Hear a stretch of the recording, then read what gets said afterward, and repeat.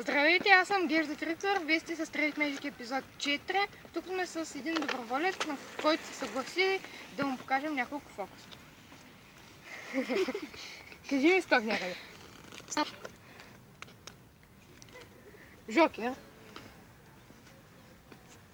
Този жокер го пробирам някъде вътре. В момента най-горната карта е осмица пика. Нашата карта обаче беше жокер. Взимам осмицата и става жокер. Искам отново да ми кажеш стоп. Стоп. Доста бавно. Четвърка карон. Пробираме вътре.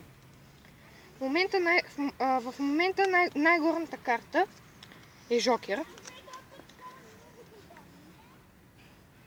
На жокер става на четвърта. Сега искам да си избереш карта.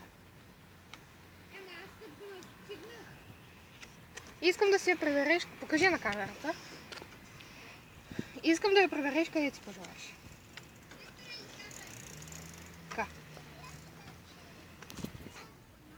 Така, сега искам да проверим дали картата ти е тук. Кажи ми, ако я виждаш.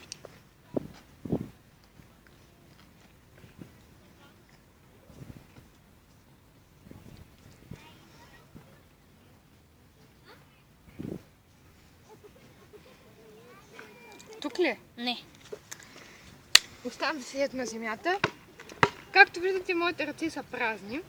Просто ще направя така и картата ще излезе от тук. Така. Това беше от нас за днес. Очаквайте скоро още нови клипчета. Това е от мен и от моя екип до другия път.